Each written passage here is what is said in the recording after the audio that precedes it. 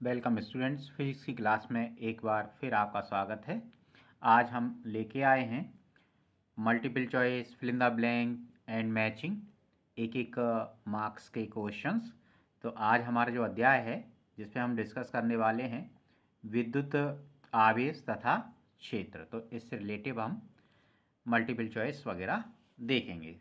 चलिए तो सही विकल्प का चयन कीजिए।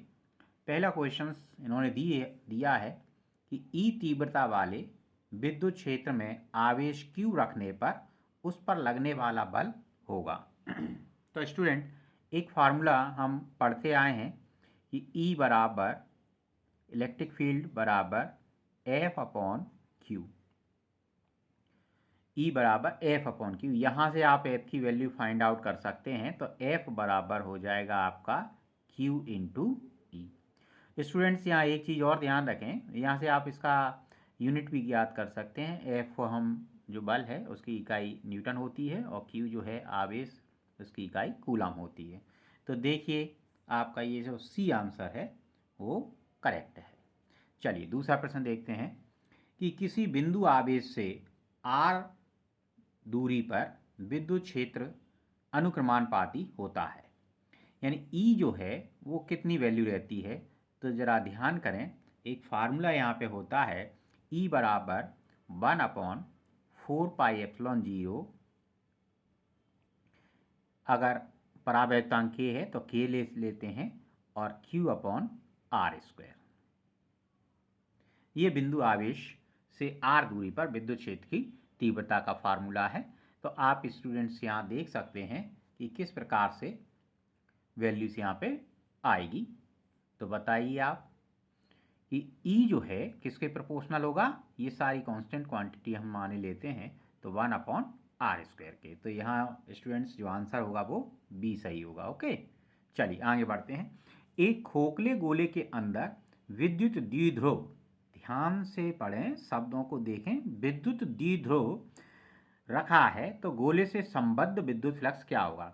स्टूडेंट्स जो विद्युत द्विध्रुव होता है वो प्लस Q और माइनस Q आवेश से मिलकर बना होता है।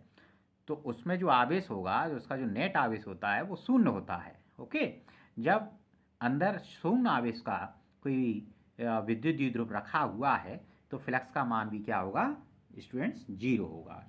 ठीक है, तो इसका सी आंसर। एक कूलम आवेश में इलेक्ट्रॉनों की संख्या, एक कूलम आवेश में इलेक्ट्रॉनों की संख्या कितनी होती है, कई बार फाइंड आउट कर चुके हैं हम लोग। तो आप एक फार्मूला इस यहाँ पे याद रखें कि Q इज इक्वल टू होता है NE। यहाँ से आप N बराबर लगा सकते हैं Q upon E, value put कर दीजिए सभी की, आपका आंसर आ जाएगा 6.25 10⁻18। ओके, ये N की वैल्यू आई, और ये हम पहले भी निकाल चुके हैं, आप मेरी पुरानी वीडियोस में आप देख सकते हैं।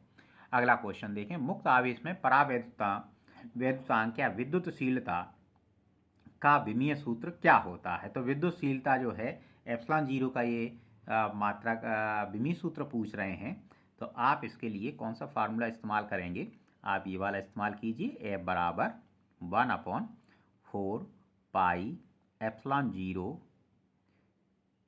और K Q1 Q2 upon R square. इस इक्वेशंस को आप यूज करें और बड़े आसानी से इसकी वैल्यूज आ जाएगी। तो इसका जो आंसर आएगा वो आपका D आएगा, और चाहें तो निकाल भी सकते हैं, it's not a big issue. तो ε0 बराबर कितना हो जाएगा, इधर ले जाते हैं इसको, ठीक है, और ये सब कांस्टेंट क्वांटिटी को आप हटा दीजिए। F फोर्स जो है वो नीचे आ जाएगा, Q1 Q2 upon R square और F, इन सब की विमाएँ आप रख देना। आवेश की विमा AT R की L स्क्वायर और इसकी MLT-2, सारी वैल्यूज आप पुट करना और फाइंड आउट करना कितना मान आता है। ठीक है, चलिए तो इसका आंसर आपका D आ जाएगा। किसी वैद्युत द्विध्रुव के केंद्र से, वैद्युत द्विध्रुव के केंद्र से R दूरी पर विद्युत क्षेत्र की तीव्र क्षेत्र जो है कितना अनुक्रमानुपाती होता है, ये पूछ रहे हैं। तो आप इसका वैल्यूज निकाल सकते हैं। इसकी वैल्यू तुम्हारी आएगी कि फॉर्मूला मैं बता देता हूँ आपको एक बार फिर। E बराबर 1/4πε0 K और P अपॉन R Q।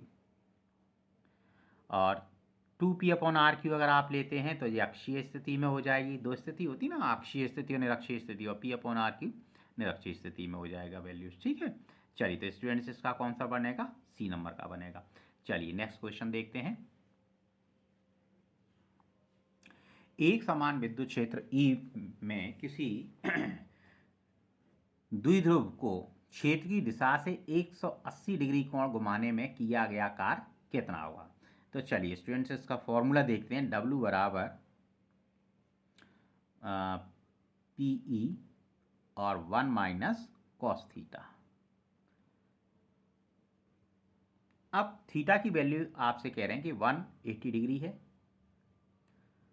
अब स्टूडेंट जो 180 डिग्री है तो कॉस 180 डिग्री की जो वैल्यू होती है वो कितनी होती है, क्या ध्यान, -1। अब -1 यहाँ रखेंगे तो माइनस माइनस प्लस हो जाएगा, 1 और 1 कितना हो जाएगा 2, तो कुल मिलाकर कितना आ जाएगा 2PE। तो है यहाँ पे, चलिए ये है 7 का ए नंबर। अगला देखते हैं। एक घन जिसकी प्रत्येक भुजा x है के केंद्र से ठीक ऊपर x/2 दूरी पर एक बिंदु आवेश q रखा है, तो घन से संबद्ध विद्युत फ्लक्स क्या होगा। तो किसी भी रूप का मटेरियल हो सकता है, आपका घन हो, गोला हो, कुछ भी हो, ठीक है, उसके अंदर मान लीजिए ये रखा है, आप घन बना सकते हैं इस प्रकार से। मान लीजिए ये देखो, अब यह बीच में रख दिया है, ओके, नो प्रॉब्लम। तो आपको यही ध्यान रखना है कि हमने गॉस प्रमेय पढ़ी है, तो गॉस प्रमेय से एक फार्मूला निकलता था कि फ्लक्स, विद्युत फ्लक्स फाई बराबर Q/ε0। अगर स्टूडेंट्स ε0 तो ये 8 का ए हो गया। अगर स्टूडेंट्स ध्यान रखें, अगर वो एक फलक की बात करते हैं तो इसमें कितने फलक है, 6, 1 2 3 4 5 और 6 फलक है। एक फलक की बात करते तो 1/6 होता है ना, एक से निकलते, तो फिर ये आंसर हो जाता। लेकिन ऐसा नहीं बोला उन्होंने संपूर्ण घन से बात की है कि घन से संबद्ध विद्युत फ्लक्स क्या होगा। तो ऐसी स्थिति में Q/ε0 हो जाएगा। चलिए विद्युत क्षेत्र का मात्रक, तो स्टूडेंट्स मैंने अभी ऊपर ही आपको फॉर्मूला बताया था कि E बराबर F/Q, तो यहाँ F का न्यूटन और Q का कूलम, तो कितना हो जाएगा N/C। तो देख लीजिए N/C कौन सा है, यहाँ B है, ओके, तो यहाँ इसका आंसर कितना हो जाएगा B। चलिए नेक्स्ट देखते हैं। धनावेशित कांच की छड़ को अनावेशित चालक से स्पर्श कराया जाता है, तो छड़ पर आवेश क्या होगा, है ना। तो क्या होगा, अब देखिए धनावेशित कांच की छड़ है और अनावेशित चालक है, तो जो चालक जो है अनावेशित है उसकी ओर क्या होगा बताइए, उसकी ओर आवेश का प्रवाह होगा। तो कुल मिला के जो धनावेशित कांच की छड़ है उस पर आवेश कैसा हो जाएगा, कम हो जाएगा, घट जाएगा। तो इसका आंसर कौन सा होगा, ए होगा। विद्युत क्षेत्र E में क्षेत्रफल S का पृष्ठ विद्युत क्षेत्र के समांतर रखा गया है, तो पृष्ठ से संबद्ध विद्युत फ्लक्स क्या होगा। तो इसको स्टूडेंट्स आपको बड़े ध्यान से देखना है, इसकी क्या पोजीशन है। इसमें तीन चीज़ें चलेंगी कि किस एंगल से है, विद्युत क्षेत्र E और पृष्ठ S, है ना। तो इन चीज़ों को आपको ध्यान में रखना है। जब ये समांतर होता है तो थीटा का एंगल जो है 90 डिग्री बनता है, ये ध्यान रखें हमेशा। कितना एंगल बनेगा, 90 डिग्री, जब समांतर की स्थिति में हो। अब आपके पास जो फार्मूला है वो कुछ ये इस प्रकार से है कि फाई बराबर E.S कॉस थीटा। थीटा की वैल्यू 90 डिग्री रख देंगे और कॉस 90 का मान कितना होता है बताइए, 0 होता है। तो इस प्रकार इसका जो आंसर होगा वो सी होगा। चलिए, वायु में एकांक धनावेश से निकलने वाला कुल विद्युत फ्लक्स, तो मैंने कुछ देर पहले आपको एक फॉर्मूला बताया था, फाई इज इक्वल टू कितना होता है Q/ε0।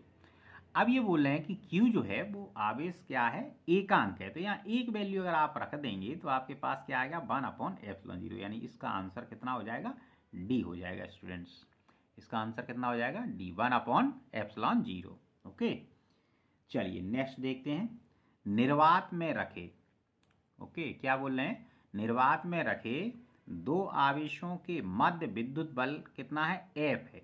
यदि दोनों आवेशों के मध्य तांबे की प्लेट रख दी जाए, किसकी प्लेट रख दी जाती है, तांबे की, तो उनके बीच बल क्या होगा। अच्छा, अब देखिए जो परावैद्युतांक है वो तांबा है, और तांबे का जो K की वैल्यू अगर होगी परावैद्युतांक वो कितनी हो जाएगी, इनफाइनाइट हो जाएगी।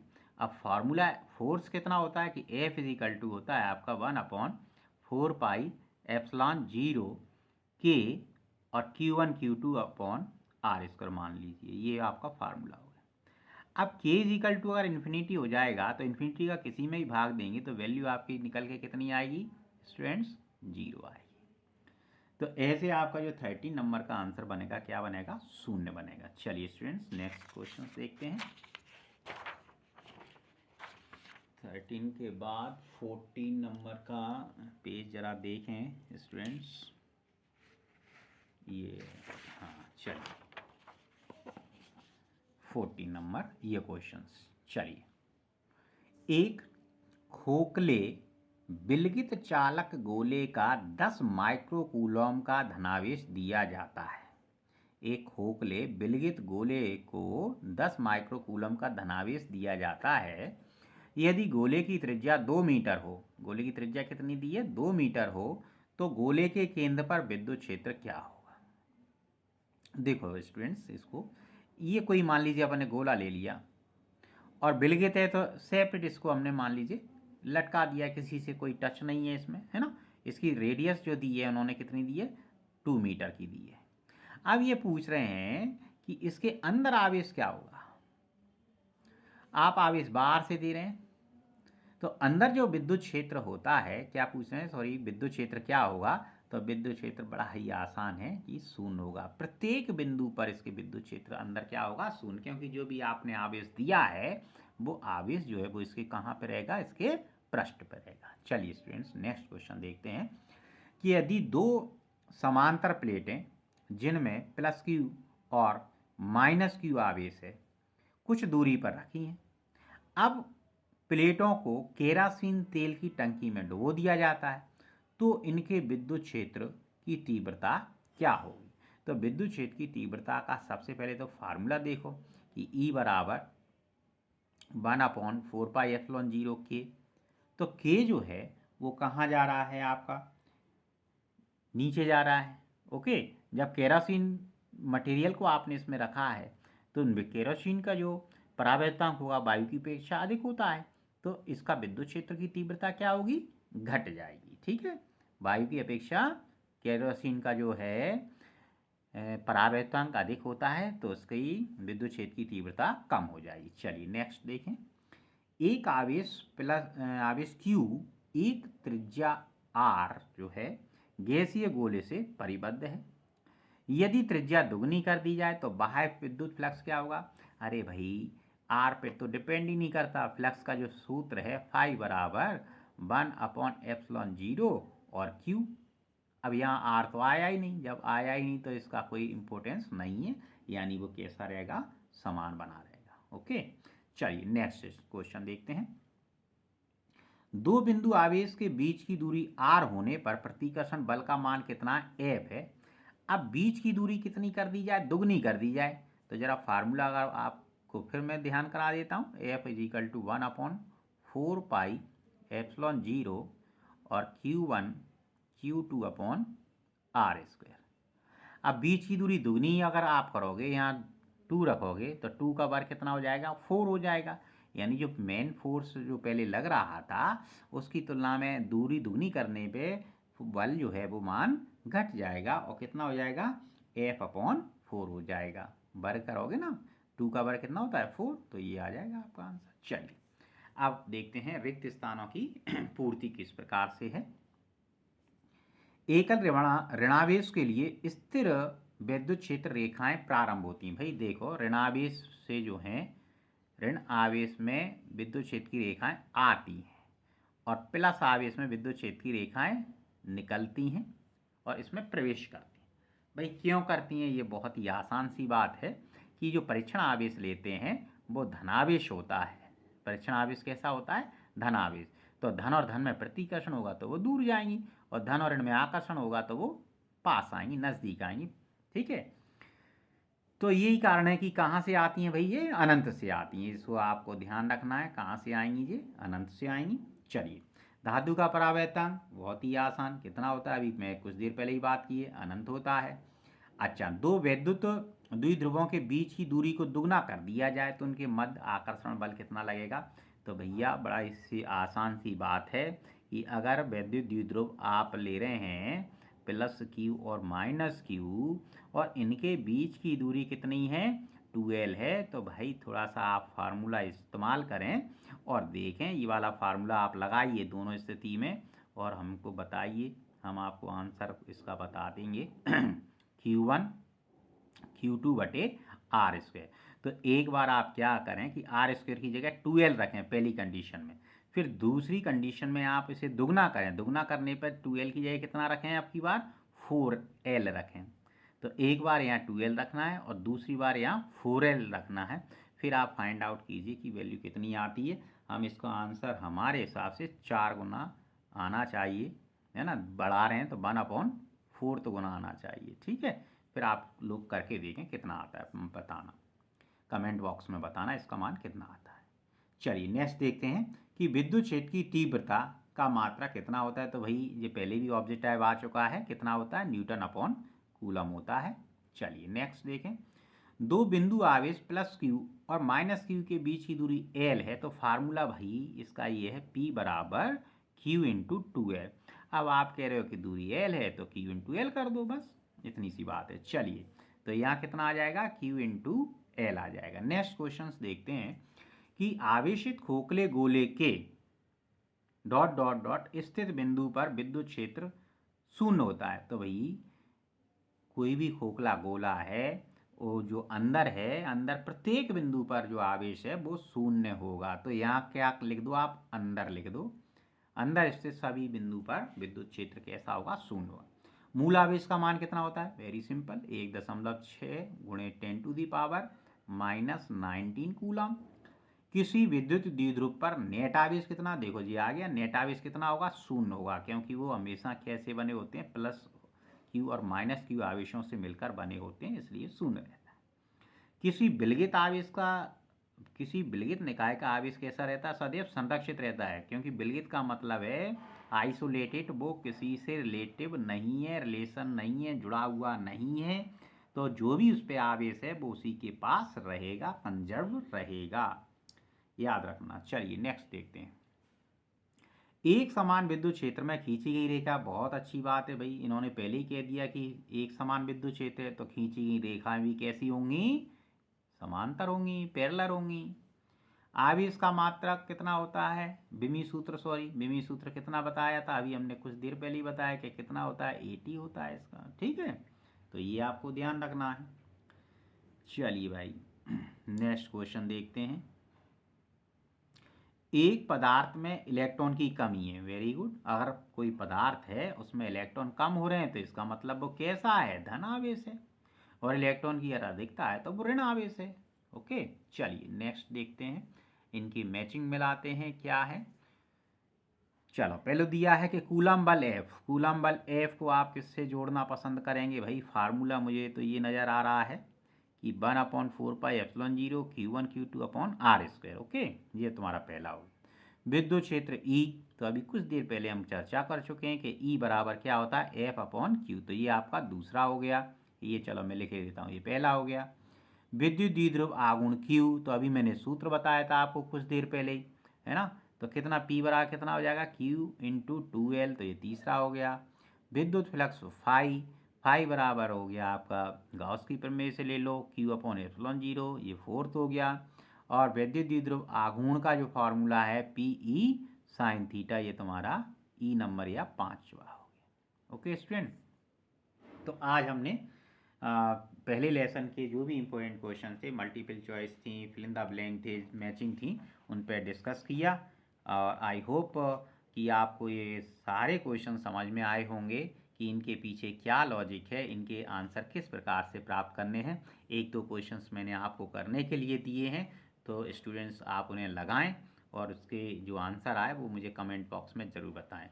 थैंक यू वेरी मच, और बहुत ही जल्दी हम दूसरा लेसन लेके आएंगे और इसी प्रकार उस पर भी हम चर्चा करते हुए क्वेश्चंस को सॉल्व करेंगे। तब तक के लिए बहुत बहुत धन्यवाद।